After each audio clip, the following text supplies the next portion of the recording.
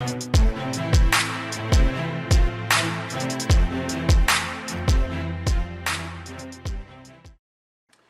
in today's video, we're talking to none other than Casey R. Kelly, the CEO of Blended Designs. She's been in Huffman Post, she's been in Forbes, she's been on Shark Tank, she's been on the Red Table, she's been on The View, and without further ado, let's jump right into it.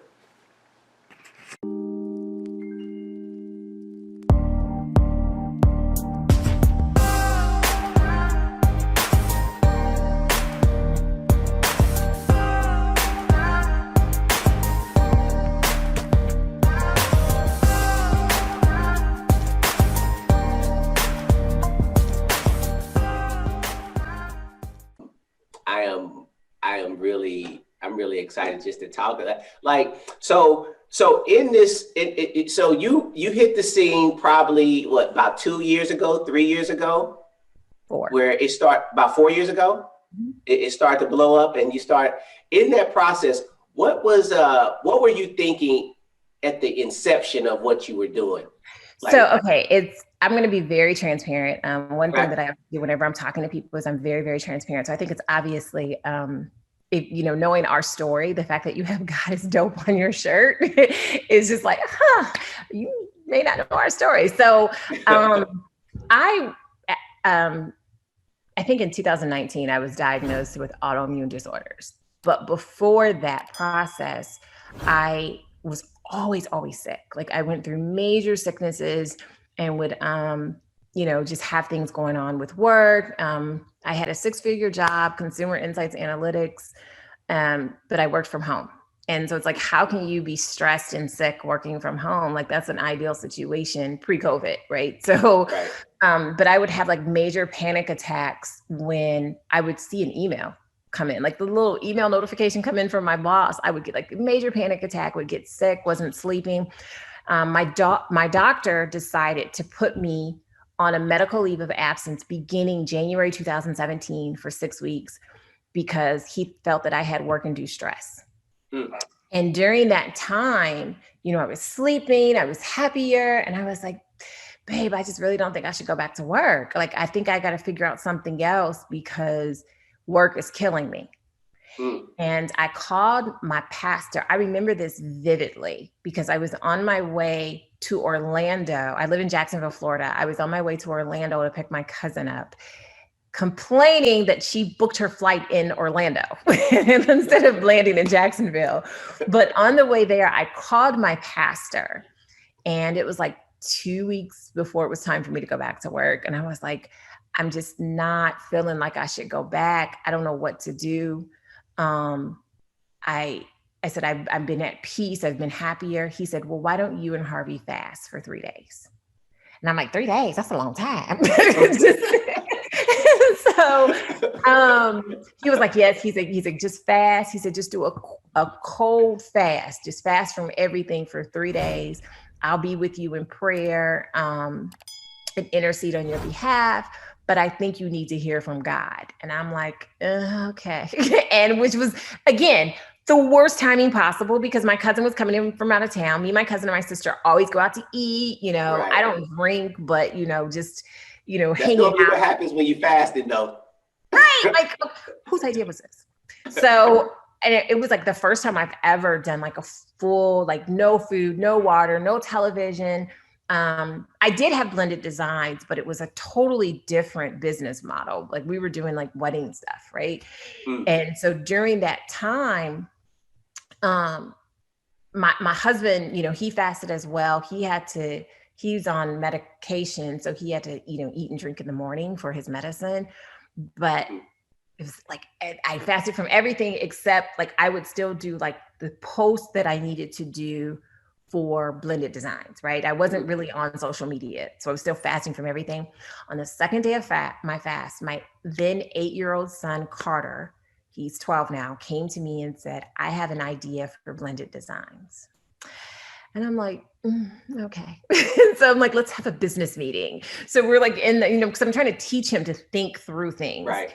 And so he said, I think we should do a bag with my face on it. And I'm like, anybody gonna buy a bag with your face? And he was like, well, I want a bag that looks like me. And I said, for what? Who would use it? And he's like, well, everyone would use it. And we could use it for school, and to go to people's houses. Like he was like thinking it through. And so when he was saying that, I was like, he might be onto something. So again, because I had the consumer insights and analytics background, I was able to do the research. So I was able to pull the data. I still, even though I was on a leave from absence, I still had access to my work stuff. So I was able to pull the data from all of the manufacturers. Like I used Walmart data, I used a couple of other manufacturers, and I found, I can't remember the number of character backpacks, but I remember less than 2% of them included a child of color. Right. And I was like, we might be onto something. We might be able to fill a void. Now, again, this is the second day of my fast. So I'm like, yeah, we should go ahead and do this. And I was telling my husband, I don't think I should go back to work. I think this is God's way of telling me this is what I'm supposed to do. And Harvey was like, well, maybe you should go back part-time. And I think it was, just that income, giving up 6 figures is just like, what are you going to do? What are you doing? He's like, maybe go back part-time. And I'm like, ugh. And, my pastor, he was like, how'd it go? What did you, and I was like, well, I'm thinking this and Harvey's thinking that. And he was like, okay, well, that's not God, because he's not going to tell y'all 2 different things. So the next week was, my husband worked for the school system. He's always been in schools and working with kids, and they were on spring break. Coincidentally, my oldest son was in his freshman year at Morehouse. And for some reason, I was in his room and I needed to take the call from work, because it was me transitioning back to work. And leading up to the 2 days before I had that call, I was really sick. And I was starting to get sick again, starting to get, going back to work, the stress was coming back. So my husband was seeing the physiological changes in me. Mm-hmm. And so he was like, well, I don't know, maybe you shouldn't go back part-time. He was like, just because it wasn't a good idea. And I was like, well, maybe we just work on getting a severance package. So I had this call with the people at work.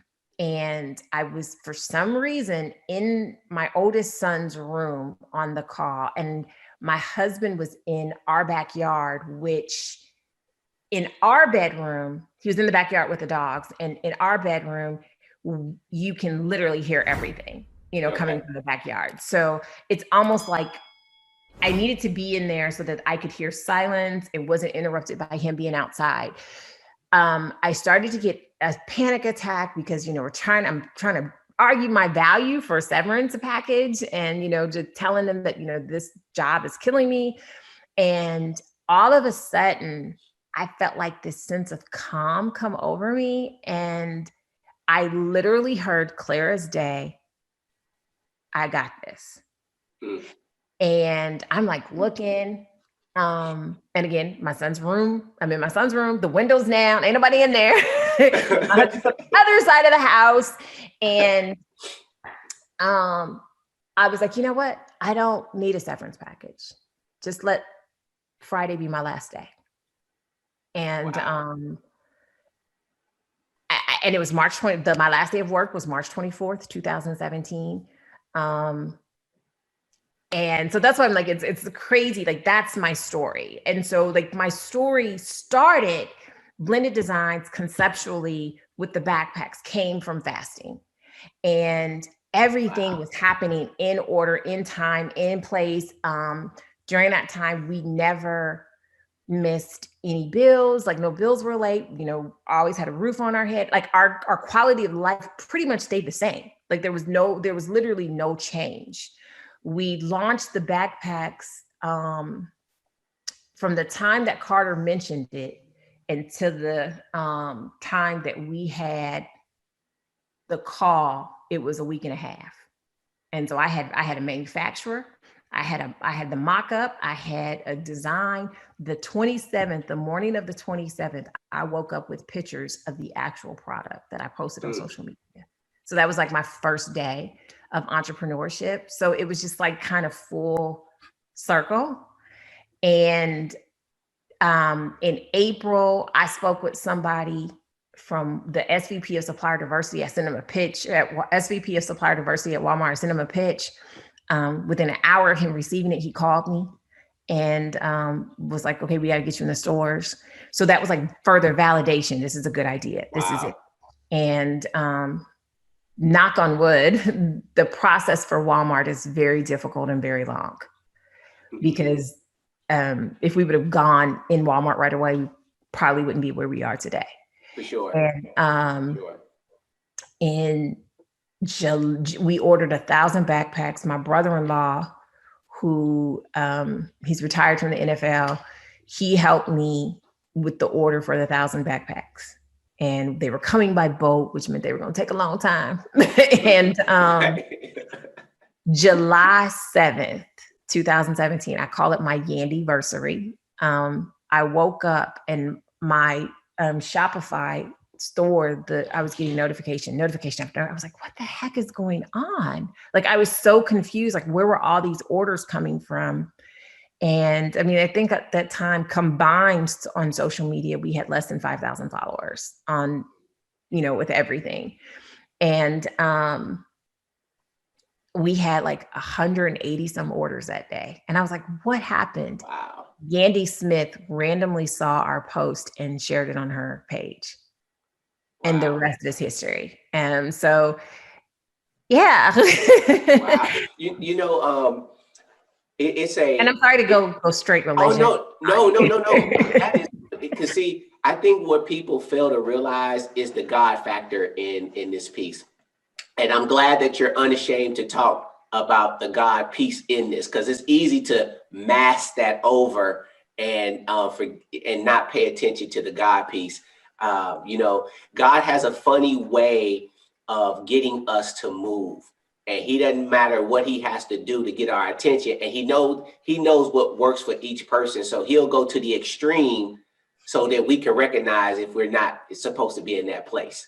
Extreme was your job was going to kill you. It's like, right. Okay, God, he said, but God is saying, I had to get you to a point to be able to at least let that go, to understand that I'm ready to move you into something different. And a lot of people miss that because they don't take the time to get in that secret place, in that quiet place, pray and fast, shut yourself off so you can really hear the guidance so that you can actually be in position where the provision is. So that's dope. I just think that's amazing. Yeah, and what's crazy is I tell people this all the time.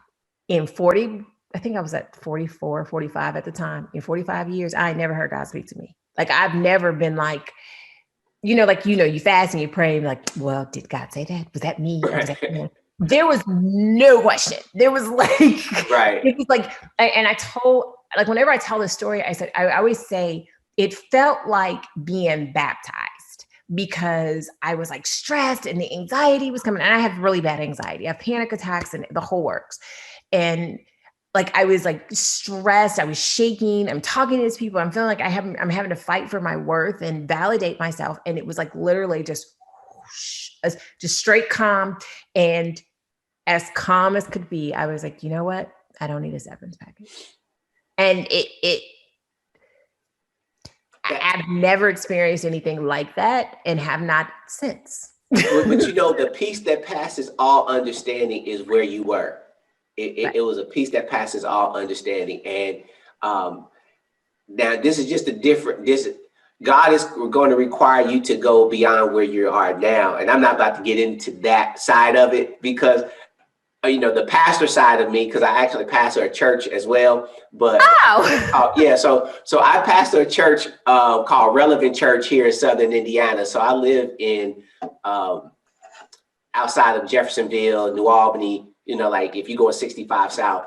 And so I pastor a church. And I'm going to tell you what, God is funny, because the message that I'm doing Sunday, you just confirmed and validated the message that I am speaking on, called Being in Position, on Sunday.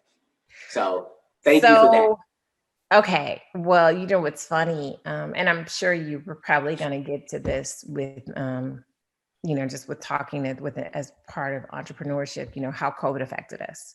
Yes. And we were hit hard. hard. And, like normally, like our very first year, we thought we would sell 1,000 backpacks. That's what we ordered. We ended up doing $250,000 in sales in Wow. August, by August. So like, we launched March, by August. And over the last year and a half, maybe 2 years, like my circle kind of changed with some of the entrepreneurs that I know and some of the entrepreneurs that I hang out with. And what I was seeing, a lot of people, they always talk about, they lead with, I'm a seven-figure business. I'm this, I'm that. I was on the Today Show. I was on, I could do like my whole resume and all that other stuff. Mm-hmm. But I think what happened to us was that we were impacted during COVID, but it wasn't because of COVID. Right. It was because I lost the humility that I was supposed to have with how the foundation of this business started. I stopped doing my testimony and I started leading with, well, yeah, we're a seven-figure business. We're this, we're that. And it stopped being about what the business was. And so I realized, I think we fasted maybe last month, I think. And I was like, because I'm thinking like, we're going to have to close. Like, what are we going to do? We did like 10% of our sales during back to school last year. And, because we're a backpack business, our sales for back to school carry us through the rest of the year. For sure. And we've been like struggling. Okay. Cause kids aren't in school. They're virtual. No one's buying a backpack.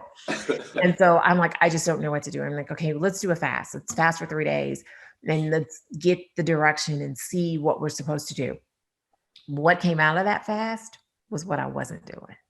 Nothing came. I didn't get any answers of, this is the direction I need to go. Like I was going in thinking I was going to get a new blended designs idea. You know what I mean? I was going to get a new, I got this voice. Okay. Right. But what I got was Kendrick Lamar, Sit Down and Be Humble. That I was spending way too much time focusing on what we did, who we are. And this business was never our business. This was never for us. It was for us. Like we were supposed to use this business to empower the community as well as speak on faith and let our business and our experience and our success be a testimony. And I stopped doing that and didn't even realize I stopped doing it. Didn't even realize it, but that's what I got out of the last fast. And so you preach it. When I tell people, now, like over the past couple of weeks. Oh, so here's the other thing. Beginning of the year, because of Clubhouse, everyone's like, oh, you should do an ebook. You should do an ebook. And I'm like, I don't know that I should really do an ebook because our story, I don't know that our story is duplicatable. Right. And when I say it's not duplicatable, like everybody's not going to have that opportunity to have a Yandy Smith post. You know what I'm saying? Sure. And that like really gave us the exposure, which snowballed to this, to this, to this, and this, right? And so everybody's not going to have that. Everyone's not going to have a random social influencer with millions of followers just share their stuff. So I didn't think it was a good idea. And I ended up doing one anyway that was, it was like this, it was about what you don't learn, the things that you don't know growing a seven-figure business. But even with that, I think the reason it didn't do as well as everyone had hoped it would do is because we started this business and started this mission with, we have to help rebuild Black Wall Street. In my office, I have this big picture that I got at Indiana Black Expo in my conference room. I think that's dope too, your mask with Black Wall Street on there. And I was going to ask you some questions about that, but I think that's dope, and they just celebrated the 100-year anniversary of that, and they had did you see the testimony of the 2 people that they had at the up in Washington that spoke, that the survivors of that? There's 3 survivors. Yeah. We thought that look, I can't say that I'm going to be empowering and giving back and helping the community and all that, and I'm charging for it. because that's not who we were. Like Right. we would bring people into our office. People would send us DMs and we're like, oh, well, just call me. Like, I can help you. I can help you not make some of the mistakes that we made early on, things that we had to give up equity to learn. Because we have a VC, so we're no longer 100% owners of our business. Right. Um, but even with that, that was different than the original mission of what was given to me. Mm. And so like all of those things, and what's funny is like now that I've gotten where I'm supposed to be and I'm getting the direction, some things are turning around. Like I don't we're running out of time, but we were like trying to figure out like we did a huge sale. We did a sale of 65% off. We didn't do a sale of 65% off because we wanted to. We did a sale of 65% off because we needed to pay bills. I dig it for sure. And we have inventory sitting there and we need to pay bills. And then what we learned was in order to get that same product, it would cost us $8 more than what we sold it for. Mm. So we're like, oh my God, because we didn't have enough time to do like a mass. Normally every year we would order like 15,000 backpacks, which is a full cargo load, comes over by boat. And there wasn't enough time to do that. My manufacturer reached out and plus we would have, it's like $40,000-$50,000. Like we ain't got that. Our manufacturer reached out, same manufacturer I've had for 4 years. Found the first one I found is the same one I have to this day that does all of our backpacks.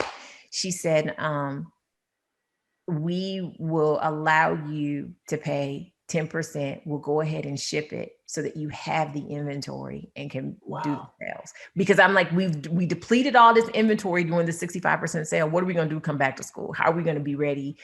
And so that happened. We got a call from a major retailer. We had a Zoom with them yesterday that wants us to start off on their e-commerce platform, but doing other things. But it's like all of this stuff is now happening, but it's because I've changed my focus. I've changed and gone back to where we're supposed to be. It's amazing. Like I love the rawness and the transparency that you have, and I believe that a lot of people miss that piece. They get big, and then they forget that it was God who opened the door, God who made the connection, God who established the dream, God who fulfilled the dream, God who Right. and it's easy to turn internally and think that it's you or us. You know what I mean? Like your story is so dope. Like a certain parts you tell, and I'm getting chills because I know that's the God factor, and I know that's how God works, and I know that the moment He don't mind giving you a platform, especially if He knows that you're going to honor Him on that platform. So I just That's want to crazy encourage that you to you're a keep grinding. I pastor. mean, like you're doing some dope stuff. You're doing some major stuff. I see that like I did buy your book. This is a family show, but it's titled "The Stuff That You Don't Get." No, hold on. I got it. I got it right here. Let me see. Where is it at? Right here. I think this is it. There we go. Yeah, Yep. buy that book. There you go. So I bought the book. I started reading the book because I feel that like if I'm asking you to do something for me, I can at least support your book. You know what I mean? Like in exchange, like it would be wrong for me to be like, oh, you got a book? You know what I'm saying? Like, no, I think that so I started reading it last night, and I just look at some of the things that you're in. So I see that you're real big on like 1954. Now, I understand that, but explain to the people when they see 1954 the importance of 1954. So when we first met with our manufacturer, I'm going to start our manufacturer, our VC, our venture capitalist. He was telling us we were calling the backpack swag kids, like because we were thinking that they would be like the Black Recess. I don't know if you remember that cartoon show, Yeah, the yeah, race yeah, Recess, yeah. but we were thinking they'd be like the Black Recess. And he was like, no, you don't really want to brand them that, because then you're limiting yourself to backpacks. So it's like, we need to come up with a brand name that is specifically for backpacks. He actually wanted us to change the name of Blended Designs, but Blended Designs comes from, when we did all of our wedding stuff, like we made everything, and we went on Etsy and got really big really fast on there. Mm-hmm. But we were a blended family, so it was important for us to still keep that. And he was like, well, we'll focus on something else. And so Harvey, my husband, he was like, I want something that's like FUBU. I want something that you don't know what it is, but it means something. And the power and the meaning itself is very, very powerful. Right. So I'm like, okay, well, I want something that has to do with education. And we went through, like in the book, we talk about, in the book that I have, I talk about how important it is to work with a brand strategist and go through a naming round where they give you all of these different names. And so we went through a naming round, and she was like giving us PS something. I can't remember what it was. It was like public school something. It was like all of these different things. And we were brainstorming. We were like, well, when was Brown versus Board of Education? When was that? And they're like May 17, 1954. So it was like, well, maybe PS 1954. And I was like, no, just 1954. Like just that. Because PS is like, public school. I was like, just 1954, nothing else. And it evolved to 1954 by BD. But the 1954 is May 17th, 1954, which was Brown versus Board of Education. Which is the desegregation of schools. And I know that over the past 4 years, I've really learned that there are people that are really mixed on where they fit on the side of the fence of that. Like, some people think that was very detrimental to people of color. However, that was the first time that the movement of Black people was not restricted.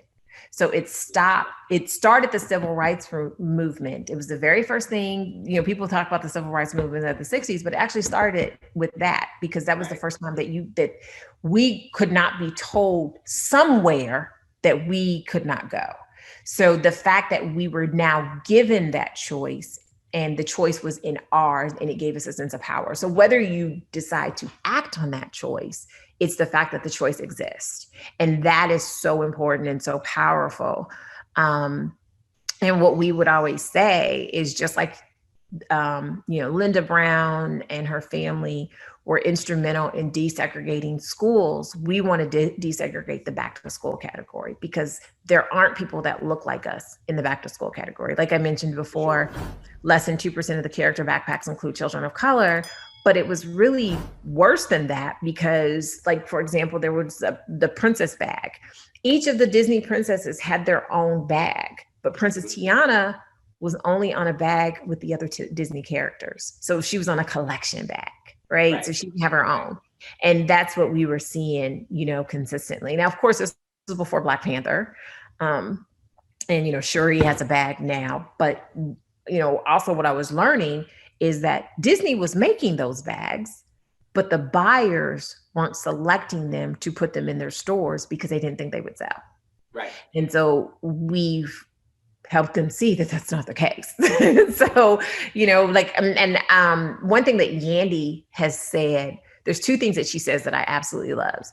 I'm not trying to compete with you. I'm trying to eat with you. And so she always says, I'm not trying to not have you on the shelf. I want you on the shelf next to me. So, we want to give our community the same options and selections that other people have. Even if it's not our backpack, we still want our children to have the option of having a child of color on their back, having someone that looks like them on their back. And we've seen like a lot of backpacks that have popped up, and we are 100% supportive of all of them. I think representation matters. Absolutely. I live in an area where it's less than 1% minority, and my son was in a school that it had 747 kids in it. It had 12 all Black kids and 27 combined biracial kids. So 15 biracial kids, and he was one of two on the basketball team. And so we ended up changing school because representation. There were no white. I mean, there were no minority teachers. There were no minority administrators. There were no minority. Engagement like that. So he would have just he would have ultimately tried to fit into a culture that he's not designed to fit in. Right. So representation matters, and I dig what y'all doing. Like, I think his 8th grade, he's a sophomore now, so I think his 8th grade year, I ordered a backpack. He got the backpack. A little girl at his school loved the backpack, but she didn't have the resources to get it. So my son gave the backpack to this little girl, and I was like, "You want to get you another one?" He's like, "Nah, Dad, I'm okay." And I'm just like, "And we can order you another one." And he was just like, "Nah, I'm cool." So he's a, I get it. Like, I love what y'all doing, like the representation. And here's one of the things I think too, that you said something that's very important that I don't think we do well as a community. I don't think we elevate each other as a community. Because we see each other as competition. Mm-hmm. And for you to say, "Nah, I want to eat with you." That's what we talk about. It's like, I don't care. I'll put my resources out to anybody. Let's do it. Like, there's enough pie for everybody. I mean, if you're talking about God, the creator of the universe, has the whole pie, I can dip my little spoon in and get some. You could dip your spoon in and get some. So I think that what y'all doing is really, really dope. And so I got another question. So how important do you think representation or being inclusive, not just the diversity piece, but being inclusive and having equity in the market space, in school, in the community, how important is that to you all? Well, it's clear, it's our whole brand. It's everything that we do.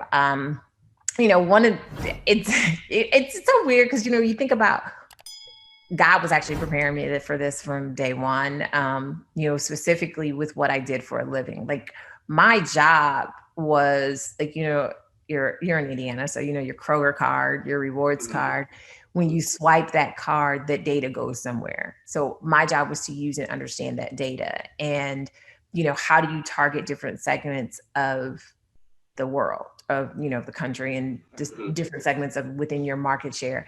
So we would look at different things of what was in the basket, and that would determine where they fell.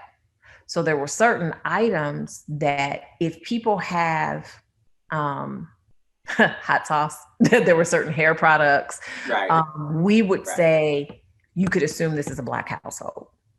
You can assume this is a Hispanic household. So there were certain, you could assume that this is a household with a family. You could assume this is a single person's household. So you can kind of tell by people's buying behaviors what kind of household that it is. But what we found is when the options aren't there, people of color, and when I say people of color, I'm talking about BIPOC, just anybody that's not cis white, basically. Right. So anybody that's in an underserved, underrepresented community, they make adjustments and they make accommodations with what's available. They choose from the availability, but their preference and their go-to is to choose for familiarity. We often would get, every time we do something national where we're outside of our cultural bubble, and people that are not Black see blended designs, we are attacked. Like, they come for us. We're racist. It's reverse racism. We don't have white characters. And I'm like, are you keeping that same energy calling Disney? Right, for sure.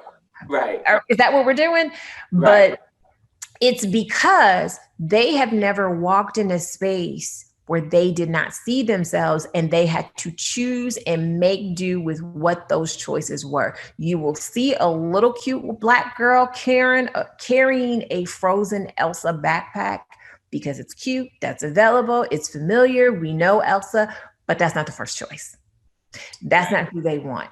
We knew we were on to something when our very first event was Indiana Black Expo 2017. We went home, and Expo was very different than it was when we were growing up, but nonetheless, we went home, and seeing the response of the children, like, it gives me chills, it brings tears to my eyes, because they grab the backpacks and they hug them because they can't believe that there's something on here that looks like them. We heard someone say, kids are not buying their backpacks to be and to put their backpacks for school. They're buying the backpacks to be empowered in school. I remember our very first year, I saw a post, and I'll never forget this. The post was, "I'm in love with these backpacks. I have no children. But when I do, I know that I'm getting this because they will, every time they reach for a pencil, have someone that looks like them telling them I can do anything." And so that was just like, that's why it's so important. That's why it's, we talk about, our mission is elevate, empower, educate. And so everything we do falls around those three pillars. But our core principle is, if you change the image, you change the narrative. So it's like, if you start seeing things that look like you and they're positive images, and there's images of empowerment that are consistently happening, you will start to believe that. You will start to believe that you can do better than what has been done before. We always talk about creating first generation college students. I don't have data to support it, but I do believe that people that go to college are more likely to send their children to college. So if you create a first generation college student, you're going to break the cycle of poverty, because those children are going to have children that go to college, and so on and so on and so on. So that's kind of like what we're about, and why we think it's so important that representation matters. I think that is so dope. And the way that to infiltrate the school system, that is removing our history, that's stripping us down to where we're not relevant to anything that happened significantly in history. I think being able to come in and empower these young people. I run a mentorship program as well, and I see kids all the time that inspired to be what they see, which is either an entertainer or a athlete. They don't see anything else, but to be able to see a positive reinforcement of a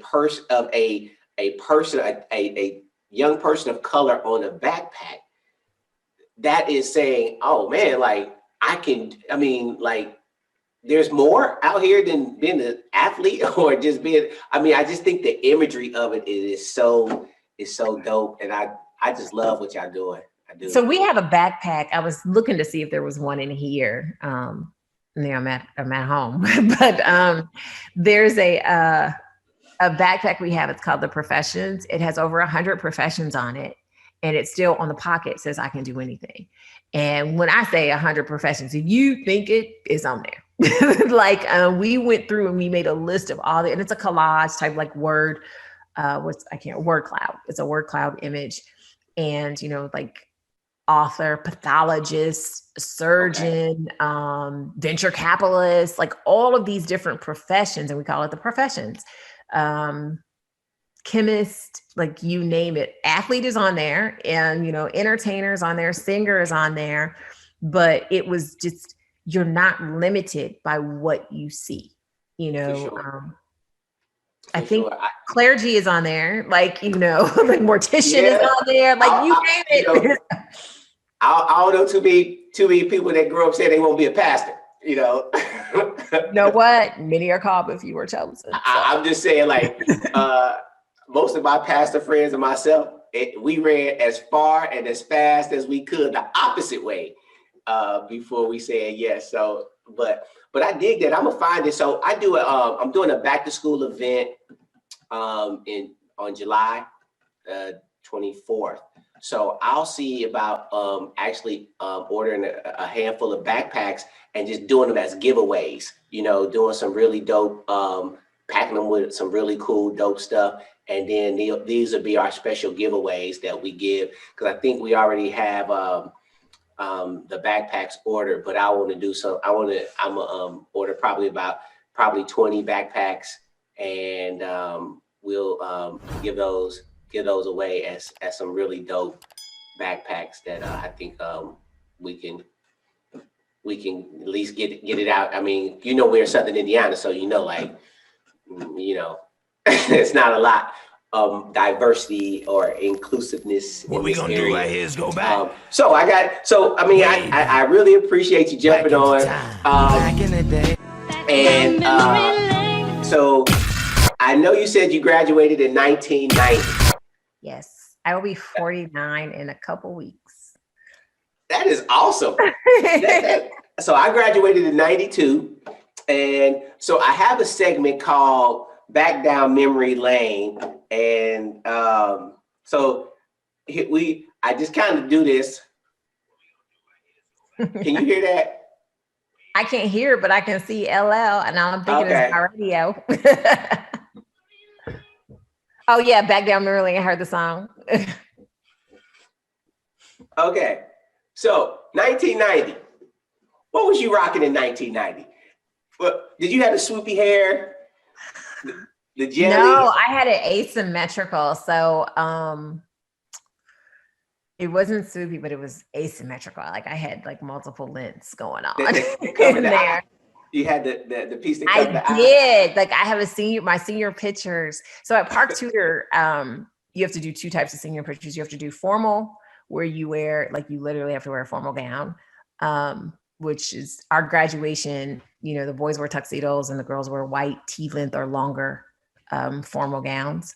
And so you have to do your formal pictures in that. And then we have informal, which is taken on campus. And so I remember I had one was like, and I had these big gold earrings and these gold necklaces. So, around the way girl earrings. My senior pictures. I was cute though, honey. You couldn't tell me I wasn't cute. 1990. That I look at what's going on now, and they're reliving the 90s. The 90s will never go out of style, because everything dope that's out here, music, dress, all that stuff was just 90. The 90s was where it was at. So what was bumping in your iPod, and your Sony Walkman headset cassette player? What was you playing in 1990? Okay, so in 90, my senior year of high school, my closest friend and I, she went to Park Tudor. We had these two other friends that went to Cathedral. We called ourselves, oh Jesus, Prep School Posse. Okay. And I remember we used to listen to NWA, the Ghetto Boys, like we was trying to be hood, right? So I listened to Scarface. I loved Scarface. Really? Loved Scarface. Oh my God. And the summer of 90, it was either, I can't remember if it was the summer of 90 or summer of 91, but I think it was the summer of 90, X-Clan. Van Glorious. That was my joy. Like, that was I loved Kwame. Kwame, that was my boyfriend. You couldn't tell me Kwame was not my boo. Okay. Yeah. Polka Dots was rocking the polka dots, was rocking the Gumby with the spectator shoes, the black and white shoes. Yes. You couldn't tell me. And 1990, Prep Girl Posse, Park Tudor and Cathedral. That is funny. And then we would hang out at North Central. And my husband graduated from North Central in 90, but we would hang out at North Central because we could see black people. Yeah, because North Central was even for what I graduated from Arlington, but I played sports, so I was at North Central. I was at Lawrence North. I was at Warren Central. All these. Which now, if you know, those are the popular schools now. Like all the inner city schools are pretty much shut down. The IPS has pretty much shut all that down. So now those are the schools that we looked at when I was growing up. Was like, man, they gotta be rich. They live out here in these areas. I tell my husband that all the time because I was like, we have this thing where we go back and forth, and I was like, I grew up on a number street. Like, I don't know what you're talking about. I'm from the hood. I grew up on a number street. He's like, I grew up on the number street. I'm like, 61st doesn't count. North of 46 doesn't count. Right. Right. And, talking about how his, because he went to North Central and he was in it. He was like, we weren't rich. And I'm like, yes, y'all were. Y'all were rich. Y'all were rich. Right. And, I went, so Park Studio is right around the corner from Broad Ripple. So we would hang out in Broad Ripple, go to Broad Ripple, like Kevin Lee, who is now, huge with Quality Control or, Migos and Cardi B and all those people. But, he was at Broad Ripple. Like, we would kick it. So there's so much talent that came out of Indy. I just really, like, I'm glad that we were able to connect and just do some things. And I'm wrapping up here. I got one more little thing. I don't think I created a thing for it. I didn't. Are you familiar with the game Culture Tags? Yes, and I know Unique Gibson personally. So yes. So because of them, we can love her. So I have a segment that I actually changed it from "What Would Your Mama Do" to Culture Tags, because I was looking at some of the videos that I have for these kids that was acting up, and I was like, I don't want to perpetuate anything. So I changed it to Culture Tags. So I got 4 categories: family and friends, words to live by, TV and film, and song and lyrics. Choose one. Which one you want to take your culture tag shot at? What were the 2 middle ones?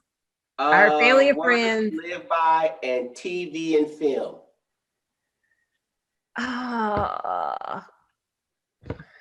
What can I do? Let's do words to live by. Words to live by. Okay. That is the culture tag right there. So now what I have to do is explain to you so that you can try to figure out what this is. Okay. We got, I'm sorry. Let me put that back up there so you have 6 P's. A minute and a half to, now these are words to live by. And I'm pretty sure that you use this in your presentations. I'm pretty sure that you've done said this, probably not in these exact words, but something along this line. So it is something that you would say to somebody that is trying to complete something and research something and do something on a time limit. They got a time limit. They got something that they're trying to do, and they're trying to get ready for this thing that they're doing. Oh my God. So you have these 5 P's right here, or 6 P's right here. And it's a common saying that when it comes to doing stuff that you are trying to prepare for. I'm thinking, So think about if you're about to do a huge, a huge TV show. I need to phone a friend. yeah, go ahead, phone a friend. I need to phone a friend. Where is my husband? Harvey, come in here. yeah, bring him in, because think about you're about to do something huge. And I'm thinking planning, I'm thinking preparation, I'm thinking purpose. I'm just thinking of things that start with P's. Yeah, so your time's up. Okay, so you were in the vein. So it is proper planning prevents piss poor performance. Normally you don't put the the other word in there. So that was the culture tag. Very. You know, my Yeah. my husband and my children say that I'm a sore loser and a sore winner. How you be a sore winner? I am. Listen. Oh, you gonna hear about it when I win. We the same. We are the same way. We are super ultra competitive, and I don't care if we throwing nickels or if whatever we doing. We stacking Jenga. So there's two things that I do when I'm not doing business. I am a bookstagrammer, so I am reading all the time. I'm always. I mean, you see all these books back here. I think that's dope. I think the things that you got your hands in, the things that y'all are trying to move, the envelopes that you're pushing, the frontiers that y'all crossing. I think that is really dope. I did something, again, I run a mentorship program. I just put a book vending machine in a middle school. It's the first time I said, it's dope too. Like it's a full size vending machine, and I used all minority authors. So they're either Black authors or Hispanic authors in this book vending machine in this middle school. And how it works is it comes with this gold coin. And so it's behavior based. So when they do something good, the teacher gives them a coin. They go to the vending machine, just like a regular vending machine, put their coin in, press F6, the book comes out, and they get to have that book. And so it's the first book vending machine in this area. Listen, we need to get that on Bookstagram. So I need you to send me some photos. Okay. And talk about it. Tell me where it is. I'm in a reading group on Facebook. It's like 30-some thousand Black girls. It's called Black Girls Read Too, and 30-some thousand Black women that read. But like that needs to be out there. Like, and the book community is a very unique community. Okay. Tends to be a lot more empathetic and diverse and inclusive. But those are things that people would like contribute to. Like, you know, within the book community, we talk to authors, people donate books. Like, so if those kids are getting to keep those books. Yeah, they do. They get to keep the books. So I have leftover books. I will send you some books. Oh, that'd be dope. Because so, what we're trying to do, so what we did was the vending machine in itself had a price tag to it. It was about $4,000 for the book vending machine. And then we put about $1,500 worth of books in there for these kids. So and again, it's a behavior based. They get the coin, they get the book, they get to keep the book. They recycle the coins, so they just go in just like a regular vending machine, recycle the coins. But to be able to keep the book vending machine filled, that would be great to send some books, and I can take it over to the school, and I'll send you some pictures of it and all the information. That way that you can at least check it out. It's dope though. It's again, it's the only thing like it in its area. And so what we've been I've been talking to the school district and the superintendent and some other teachers, and I'm like, I think I want to kind of put this book vending machine in the other middle school and then the 3 elementary schools that are in this area. And so it's dope. So I would love for you to. That would be. So since it's middle school, the books would be middle grade and YA would be the books. We have a lot of middle grade books. The book that I'm reading, actually, like, oh my God, this is a great middle grade book. This is an amazing book. She's my favorite author, one of my 2 favorite authors.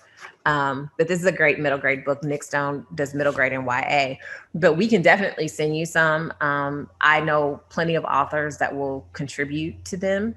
Oh, that's dope. Elementary is a little bit more difficult, just because a lot of the authors of color write picture books, and picture books are very different than independent reader books.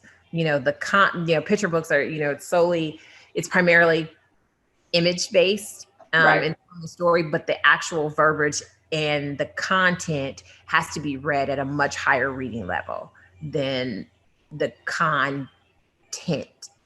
So even though it's talking to someone that's 3, 4, 5, the book itself can't be read by a 3, 4, 5-year-old. So that's what a lot of them are doing. And then they're not shaped properly. So we find it very difficult for like the pre-K to third grade level. Like the early chapter books, and beginning reader books to do Black authors. We just can't. But with there's a juvenile fiction level that is they're beyond chapter books, beyond the early chapter books. So it would look like this, but it still has a lot of pictures in it. Okay. And those are, we have a lot of Black authors there. So I have lists. There's a book, a bookstagrammer called Melanin NYA. So if you're looking for young adult books, she has a blog that is absolutely amazing. Every Tuesday, you follow certain accounts and you can see what came out. There's a bookstagram account called Here We WEE Read. And she posts like a lot of the kid books, like all her book content is kids. And she has like 300,000 followers. That's dope.